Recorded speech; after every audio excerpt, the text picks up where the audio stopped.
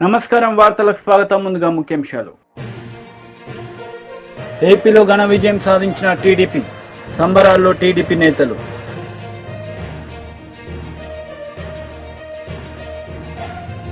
మళ్లీ మోదీనే ప్రధాని, బీజేపీ శ్రేణుల ఉత్సవాలు. సీఎం జగన్ మీడియా సమావేశం నిర్వహించారు. ఎన్నికల ఫలితాలు ఆశ్చర్యం కలిగించాయని ఆయన అన్నారు. ఇలాంటి ఫలితాలు ఊహించలేదు, అక్క చెల్లెమ్మల ఓట్లు ఎటుపోయాయో అర్థం కావడం లేదని జగన్ మీడియాతో విచారం వ్యక్తం చేశారు.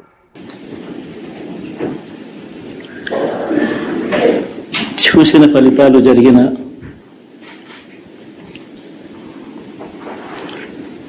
పరిస్థితులు చూస్తే నిజంగా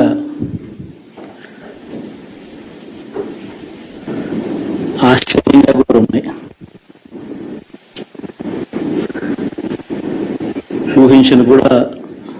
ఊహించలేదు ఇలా జరుగుతుందని, ఇలా వస్తాయని కూడా.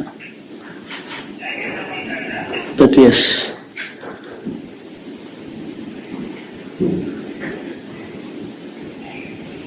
అమ్మఒడి అందుకున్న 53 లక్షల మంది తల్లులకు మంచి చేసినాం, పిల్లలు బాగుండాలి, వాళ్ళ చదువులు బాగుండాలని తాపత్రయపడుతూ అడుగులు వేసింది. మరి అక్క చెల్లెమ్మల ఓట్లు ఏమయ్యాయో తెలీదు. 66 లక్షల మంది అవ్వాతాతలకు, వితంతులకు, వికలాంగులకు గతంలో ఎప్పుడు జరగని విధంగా మంచి చేసింది. వారి కష్టాల్లో తోడుగా ఉంటూ, వారి కష్టాన్ని అర్థం చేసుకుంటూ, వారి ఇంటికి పంపించే వ్యవస్థను సైతం తీసుకొస్తూ, గతంలో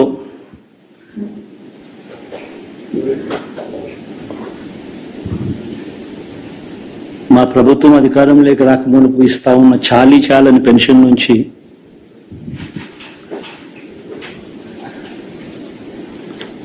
ఎంతో మంచి చేస్తూ అడుగులు వేసినా కూడా ఆ అవ్వాతాతలు చూపిన ఆప్యాయత ఏమైందో కూడా తెలియడం లేదు. దాదాపుగా 1,05,00,000 మందికి పొదుపు సంఘాల అక్క చెల్లెమ్మలకు మంచి జరిగిస్తూ, వారి కష్టాలనే మా కష్టాలుగా భావిస్తూ, ఇచ్చిన ఏ మాట తప్పకుండా అన్ని రకాలుగా వాళ్ళకు అండగా ఉంటూ, ఆసరాతో తోడుగా ఉన్నాం, సున్నా వడ్డీతో సైతం అండగా ఉన్నాం, చేయూత సైతం తోడుగా ఉంటూ నిలిచాం. మరి ఆ 1,05,00,000 మంది అక్క చెల్లెమ్మల ప్రేమాభిమానాలు ఏమయ్యాయో తెలియదు. 26 లక్షల మంది చేయూతను అందుకుంటున్న అక్క చెల్లెమ్మలు, వారి ఆప్యాయత ఏమైందో తెలియదు.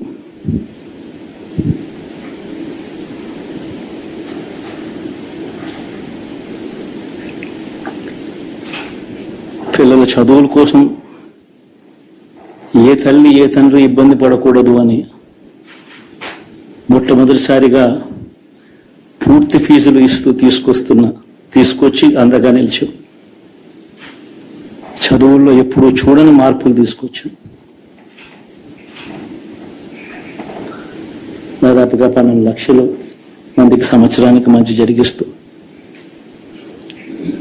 ఆ పిల్లలు, ఆ తల్లుల అభిమానం ఏమైందో కూడా తెలియదు.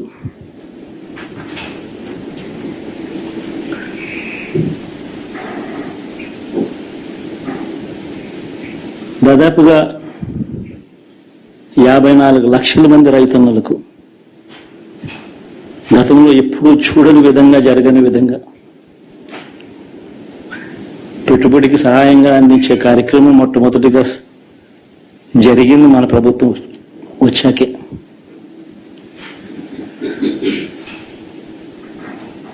మరి అంతగా రైతన్నలకు తోడుగా ఉంటూ రైతన్నలకు రైతు భరోసా ఇవ్వడం కానీ 21 స్థానాల్లో పోటీ చేసి ఘన విజయం సాధించింది జనసేన పార్టీ. ఈ సందర్భంగా పవన్ కళ్యాణ్ ఆనందం వ్యక్తం చేశారు. తెలుగుదేశం శ్రేణులకి, తెలుగుదేశం నాయకులు వర్మ గారికి, వారందరికీ కూడా నా ప్రత్యేక కృతజ్ఞతలు తెలియజేసుకుంటా ఉన్నాను. మీరు పిఠాపురంలో పవన్ కళ్యాణ్ గెలిపించలేదు. కేవలం పిఠాపురం ప్రజలు పవన్ కళ్యాణ్ ఒక్కని గెలిపించలేదు, 5 కోట్ల మంది ప్రజల్ని గెలిపించారు. మీరు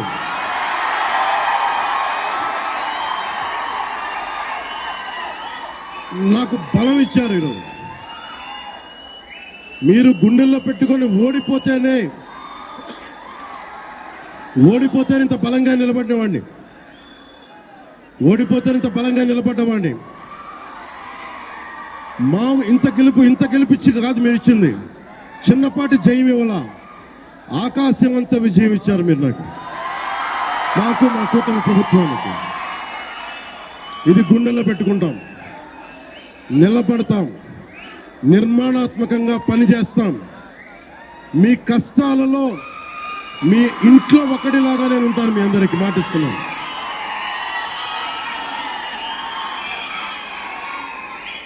మీ ఇంట్లో ఒక్కడిగా ఒకటే గుర్తుపెట్టుకోండి, మా ఇంట్లో మా కుటుంబ సభ్యుడు. నాకు కులాలకి, మతాలకి, ప్రాంతాలకి అతీతంగా ప్రతి ఒక్కరు ఆలోచించాల్సింది, మా ఇంట్లో కుటుంబ సభ్యుడు పవన్ కళ్యాణ్. మా వాడు అసెంబ్లీలో అడుగు పెడుతున్నాడు, మా కష్టాల కోసం మాట్లాడతాడు, మా కష్టాల కోసం నిలబడతాడు. అది చేసి చూపిస్తాను. ప్రభుత్వం ఎలా ఉండాలి, అధికార యంత్రాంగం ఎలా ఉండాలి, రాబోయే రోజుల్లో మీకు అందరికీ చేసి చూపిస్తాం. మళ్ళీ ఒక 10 నిమిషాల తర్వాత మళ్ళీ వచ్చి మాట్లాడతాను. చంద్రబాబు గారు వచ్చారు, వారిని కలిసి మళ్ళీ వచ్చి మేము ఇద్దరం మాట్లాడతాం. ఆంధ్రప్రదేశ్ 5 కోట్ల మంది ప్రజలు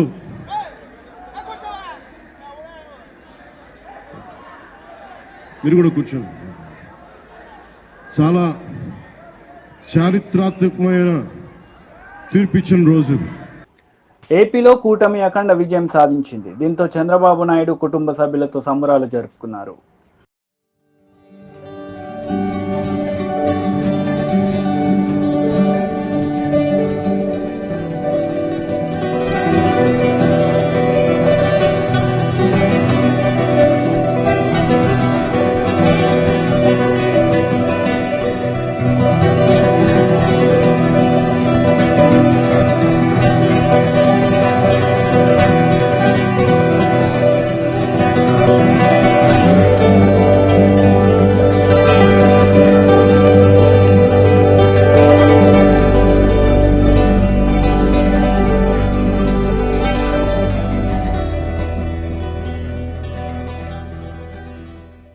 తెలంగాణలో బీజేపీ 8 స్థానాల్లో విజయం సాధించింది. ఈ సందర్భంగా విజయం సాధించిన నేతలు ఆనందం వ్యక్తం చేశారు. అమలు చేయాలంటే గతంలో రాష్ట్ర అధ్యక్షుడు బండి సంజయ్ అనే వ్యక్తి ఏ విధంగా ఫైట్ చేసిండు, తప్పకుండా ఈ 6 గ్యారెంటీలు అమలు చేయడం తప్పకుండా ఫైట్ చేస్తాడు.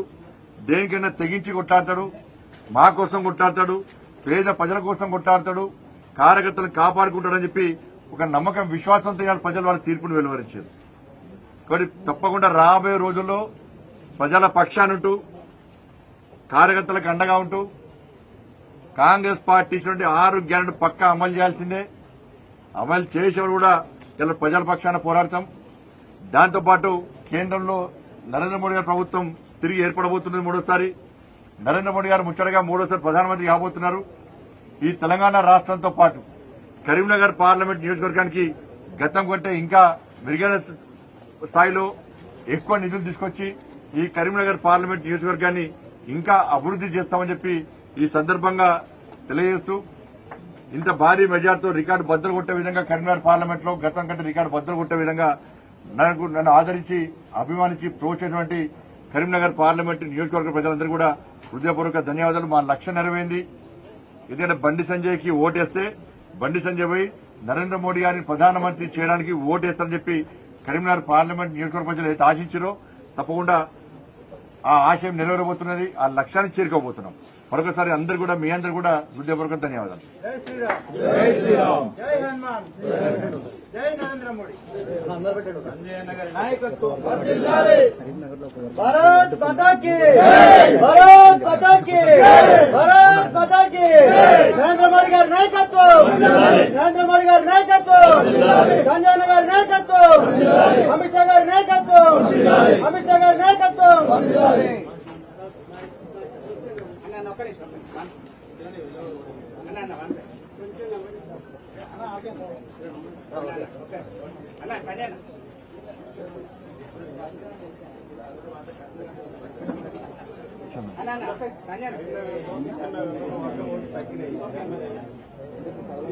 ఓట్లు తగ్గిన ఒక వర్గం ఓట్లు ఎట్లా పడాయని నాకు ఇప్పుడు కరీంనగర్ అసెంబ్లీ ఎన్నికల్లో ఏం జరిగిందో మీకు తెలుసు. నేను కుండబద్దలు కొట్టినట్టు మాట్లాడతాను. నేను ఏ వర్గానికి వ్యతిరేకం కాదు, ఒకరు ఓట్ల కోసం పాకాడే వ్యక్తిని కాదు. నాకు ఓటేసే వాళ్ళందరూ కూడా గౌరవిస్తా, నాకు ఓటైన వాళ్ళందరూ కూడా సన్మానిస్తా, వాళ్ళని కూడా నాకు ఏం అభ్యంతరం లేదు. కానీ కరీంనగర్ అసెంబ్లీ ఎన్నికల సందర్భంగా ఒక వర్గం అంతా ఒకటై భారతీయ జనతా పార్టీ అభ్యర్థిగా పోటీ చేసినటువంటి నన్ను ఓడగొట్టారు. ఇలా కాంగ్రెస్ పార్టీ, బీఆర్ఎస్ పార్టీ ఆ వర్గం ఓట్ల కోసం కక్కుర్తిపడ్డారు. వాళ్ళ ఓట్ల ద్వారా మాత్రమే గెలిచే ప్రయత్నం చేశారు. ఇవాళ నేను ఆ రోజు చెప్పినా, ఇప్పుడు ఓడిపోయినా కావచ్చు, కానీ నేను ఓడిపోయినా గెలిచిన ధర్మం కోసం పనిచేసే వ్యక్తిని, పేద ప్రజల కోసం పనిచేసే వ్యక్తిని, పార్టీ కోసం పనిచేసే వ్యక్తిని. కాబట్టి కేసీఆర్ అనే వ్యక్తి కన్వీనర్కి వచ్చి తుర్కోలందరూ ఒక్కటి కావాలి, బండి సంజయ్ని ఓడగొట్టాలి, బండి సంజయ్ గలీజ్ గాడన్న కేసీఆర్ ఎంత గలీజ్ కూడా గుర్తించి అలా కేసీఆర్ బీఆర్ఎస్ పార్టీని అడ్రస్ లేకుండా వేసిన పార్టీ ప్రజలు, తెలంగాణ రాష్ట్ర ప్రజలు దాన్ని గుర్తుంచుకోవాలి. కేసీఆర్ కూటమి నేతలు మీడియా సమావేశం నిర్వహించారు. ఈ సందర్భంగా పలు అంశాలపై వారు మాట్లాడారు. ఆ రోజునే అనుకున్నాడు అతను. దానికి తోడు 8వ తారీఖున విజయవాడ నగరంలో గౌరవ మోడీ గారు, ప్రధానమంత్రి గారు, నారా చంద్రబాబు నాయుడు గారు, అలాగే పవన్ కళ్యాణ్ గారు ముగ్గురు చేసిన road show never in the history. విజయవాడలో అంత జనం, ఒక ప్రపంచంలాగా వచ్చారు జనం అందరూ కూడా ఈ ముగ్గురు నాయకుల్ని చూడాలని, వారికి మద్దతు పలకాలని, వారికి జైజేలు చెప్పాలని వచ్చిన తీరు ఆ రోజునే అనుకున్నాం. ఎస్, ఈ కూటమి ల్యాండ్ స్లైడ్ విక్టరీ కొట్టబోతుంది. ఈ జగన్మోహన్ రెడ్డి అరాచక పరిపాలనకు స్వస్తి పలకబోతుంది. ఈ జగన్మోహన్ రెడ్డి అప్రజాస్వామిక పరిపాలనకు చరమగీతం పాడబోతుంది. ఈ జగన్మోహన్ రెడ్డి రాజ్యాంగ వ్యతిరేక పరిపాలనకు ఇంకొక 5 ఏళ్ల పాటు ఈ ప్రభుత్వాన్ని భరించే స్థితిలో లేవని ప్రజలంతా ఒక నిర్ణయానికి వచ్చేశారు. దానికి నిదర్శనమే సునామీ లాంటి ఈ ఫలితాలు. సునామీ ఎలా వస్తుంది మనందరికీ తెలుసు. ముందు భూకంపం, ఆ తర్వాత సముద్రపు అలలు ఎలా ముంచేస్తాయో. గత నెల 13వ తారీఖున జరిగిన పోలింగ్ కూడా భూకంపం లాంటిదే. 81.66% ఓటింగ్ నమోదైందంటే ఈ రాష్ట్ర ప్రభుత్వం మీద ఎంత వ్యతిరేకత ఉందో అర్థమవుతుంది. ఆ రోజు ఓటింగ్ సరళిని విశ్లేషిస్తే ఊర్లకు ఎక్కడెక్కడో ఉంటున్న వాళ్ళు, ఆంధ్రప్రదేశ్ నుంచి వెళ్ళి బ్రతుకు తెరుగు కోసం ఎక్కడెక్కడో ఉద్యోగాలు చేస్తున్న వాళ్ళు, వ్యాపారాలు చేస్తున్న వాళ్ళు స్వచ్ఛందంగా తరలి వచ్చి ఈ ప్రభుత్వాన్ని సాగనంపాలి అని ఓటింగ్ చేశారు. రాత్రి 10-11 గంటల వరకు ఓటింగ్. ధన్యవాదాలు. ఆనాడు చంద్రబాబు నాయుడు గారి ఇంటికి ఆత్మకూరులో ఎస్సీ వర్గానికి చెందిన మాదిగలందరూ కూడా వైకాపా దెబ్బకు భయపడి, వారి దాడులకు భయపడి ఊరంతా ఖాళీ చేసి, ఆత్మకూరు ఖాళీ చేసి వెళ్ళిపోయారన్న నేపథ్యంలో వాళ్ళని తిరిగి to restore them in that village, వాళ్ళందరినీ తీసుకొని వెళ్ళటానికి బయలుదేరినప్పుడు ఆయన ఇంటి గేట్లు క్లోజ్ చేసి గేట్లకు తాళ్లు కట్టారు ఈ జగన్మోహన్ రెడ్డి గారు. ఆనాడు చంద్రబాబు నాయుడు గారు చెప్పారు.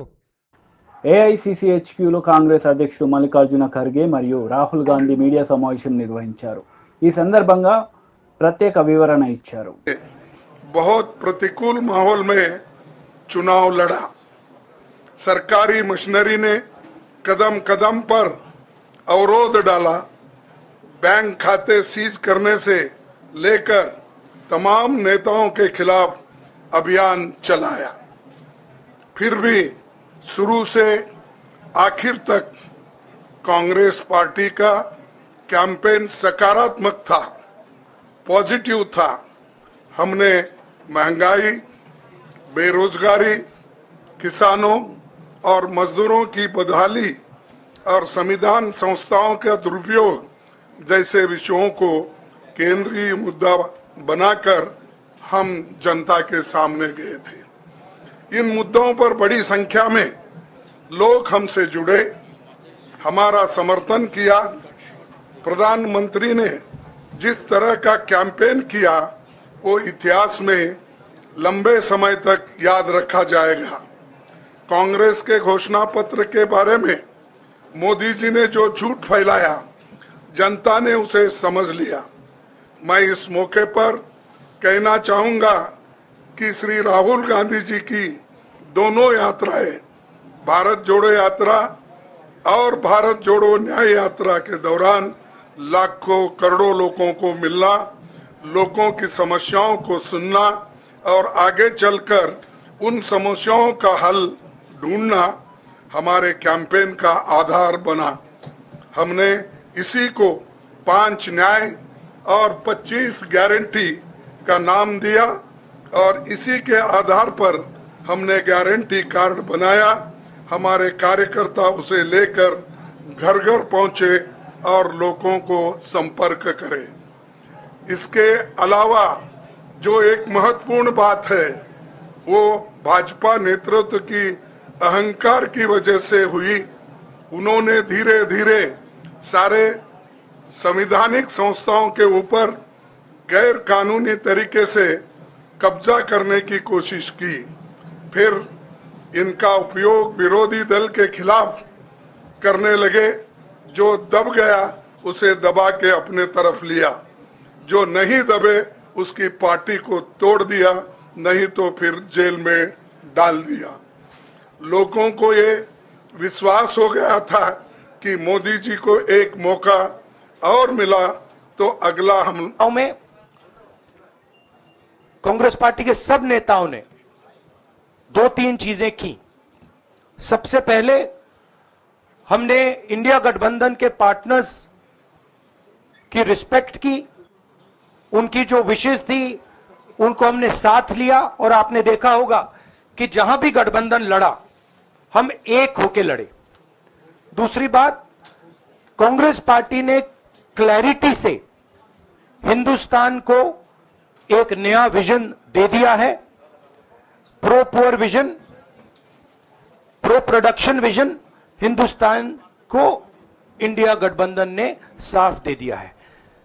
ये जो हमारा परफॉर्मेंस हुआ है, इंडिया गठबंधन का परफॉर्मेंस हुआ है, इसके पीछे कॉन्स्टिट्यूशन, जो रिजर्वेशन पर बीजेपी ने आक्रमण किया, गरीबी, अदानी जी के आपने स्टॉक्स तो देखे होंगे, देखे वो स्टॉक्स उनके, तो बड़ी इंटरेस्टिंग बात है। जनता अदानी जी को मोदी जी से डायरेक्टली कोरिलेट कर रही है। मोदी जी की हार होती है, स्टॉक मार्केट कहता है भैया मोदी जी गए तो अदानी जी गए। मतलब डायरेक्ट रिलेशनशिप है, करप्शन की रिलेशनशिप है। और देश ने नरेंद्र मोदी जी को साफ कह दिया है कि हम आपको नहीं चाहते हैं। And this is the main thing that this election has said.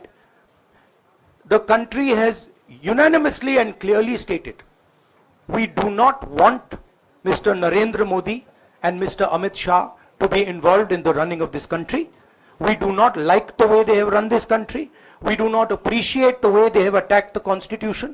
We do not appreciate the way they have run this country for the last 10 years. So that is a huge message to Mr. Narendra Modi. I'd like to thank everybody who has participated in this election. I am extremely proud of the people of India.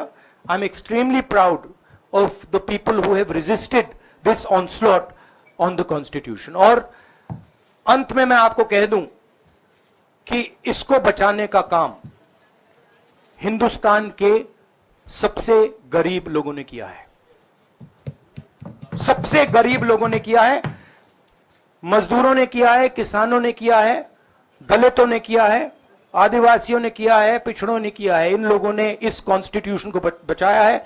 इस constitution, ये constitution देश की आवाज है। बहुत सारे लोग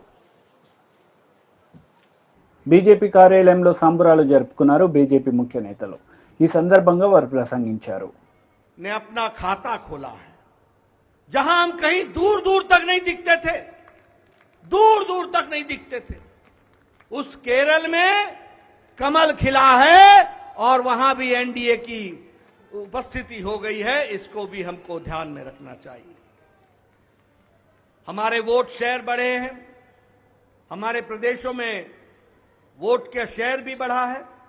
और इसके साथ साथ मैं एक बात और कहना चाहता हूं, 2014 में यह बहुत ही ऐतिहासिक घटना घटी थी कि एक गरीब मां का बेटा भारत का प्रधानमंत्री बने थे और वो भारत की गुर्बत और भारत के अंदर रहने वाले गरीब लोगों की दुख उसको उन्होंने आत्मसात किया था। वो जानते थे गरीबी क्या है, वो जानते थे कि गरीबों का नेतृत्व करने की क्या आवश्यकता है, वह जानते थे कि देश को किस तरीके से आगे बढ़ाना है। और मुझे याद है कि 2014 में जब एनडीए की सरकार बनी तो आपने उस समय कहा था, मेरी सरकार गांव को गरीब। भारत के प्रण की जीत है। ये सबका साथ सबका विकास इस मंत्र की जीत है। ये 140 करोड़ भारतीयों की जीत है। भाइयों और बहनों, मैं आज देश के चुनाव आयोग का भी अभिनंदन करूंगा। चुनाव आयोग ने दुनिया का सबसे बड़ा चुनाव इतनी कुशलता के साथ संपन्न कराया। करीब 100। मैं इन राज्यों की जनता को विश्वास दिलाता हूं कि केंद्र सरकार आपके विकास के लिए कोई कोर कसर बाकी नहीं छोड़ेगी। आंध्र प्रदेश में चंद्रबाबू नायडू जी के नेतृत्व में एनडीए ने शानदार प्रदर्शन किया है। बिहार में नीतीश बाबू के नेतृत्व में भी एनडीए ने शानदार प्रदर्शन किया है। साथियों, 10 वर्ष पहले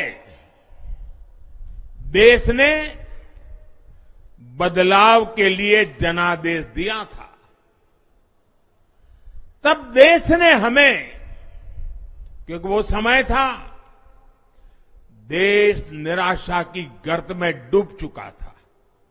2013-14 का कालखंड देखिए, देश निराशा की गर्त में डूब चुका था। फ्रेजाइल 5 शब्दों से मैं नवाजा जाता था। हर दिन अखबारों की हेडलाइन घोटालों से भरी रहती थी। देश की युवा पीढ़ी अपने भविष्य के संबंध में आशंकित हो गई थी। ऐसे समय देश ने हमें निराशा के गहरे सागर से आशा के मोती निकालने का जिम्मा सौंपा था। हम सभी ने पूरी ईमानदारी से प्रयास किया, काम किया। 2019 में इसी प्रयास पर विश्वास व्यक्त करते हुए देश ने दोबारा प्रचंड जनादेश दिया। इसके बाद एनडीए का दूसरा कार्यकाल विकास और विरासत की गारंटी बन गया। 2024 में इसी गारंटी के साथ हम जन जन का आशीर्वाद लेने देश के कोने कोने में गए।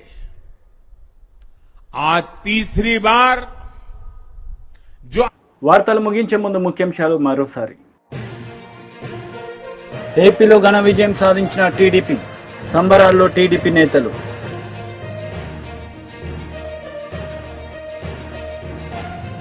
మళ్లీ మోదీనే ప్రధాని, బీజేపీ శ్రేణుల ఉత్సవాలు. ఈ వార్తలు ఇంతటితో సమాప్తం. తిరిగి ప్రసారమయ్యే వార్తలు మళ్ళీ కలుద్దాం. అంతవరకు సెలవు. నమస్తే.